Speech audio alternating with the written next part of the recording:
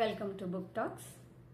நேற்று ஒரு குழந்தை பற்றி பேசணும் இல்லையா, ஒரு girl 5th great writing difficulty இருக்கிற ஒரு குழந்தை பற்றி பேசணும்.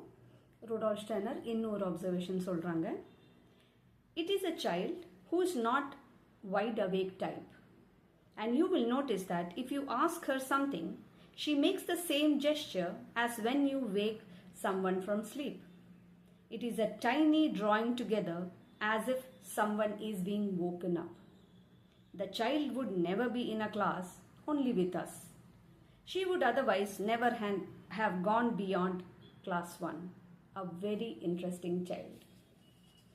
இந்த சைல்டோட இன்னொரு அப்சர்வேஷன் என்ன ப்ரொடக்ஷன் பார்த்தாங்கன்னா, நம்ம ஒரு கேள்வி கேட்கும்போது அந்த சைல்டு என்ன எக்ஸ்பிரஷன் தராங்கன்னா, தூக்கத்துலேருந்து முழிச்ச மாதிரி ஒரு எக்ஸ்பிரஷன் தராங்க. எப்படின்னா, நம்ம யாராவது தூங்குறாங்க, அவங்கள நம்ம எழுப்புவோம் இல்லையா, அந்த டைமில் இருக்கிற அந்த அந்த எக்ஸ்பிரஷனும் அந்த ஜெஸ்டர் தான் இந்த சைல்டு தராங்க ஒரு கேள்வி கேட்கும்போது. அப்போது இது ஒரு ரொம்ப இம்பார்ட்டண்ட் அப்சர்வேஷன். அவங்க என்ன சொல்கிறாங்கன்னா, இந்த சைல்டு ஜென்ரலி ஒரு கிளாஸில் இருக்கும்போது நம்மளோட மட்டும் இருக்காங்க, ஆனால் அந்த கவனம், அந்த சைல்டோட கவனம் கிளாஸ்லேயோ ஸ்டடீஸ்லேயோ அவேர்னஸ்லேயோ ரொம்ப கம்மியாக இருக்குது. இல்லைன்னா அவங்க கிரேட் 1 தாண்டி போயிருக்க மாட்டாங்க. ருடால்ஃப் ஸ்டைனருக்கு இந்த சைல்டு ரொம்ப இன்ட்ரெஸ்டிங்காக தெரியுது.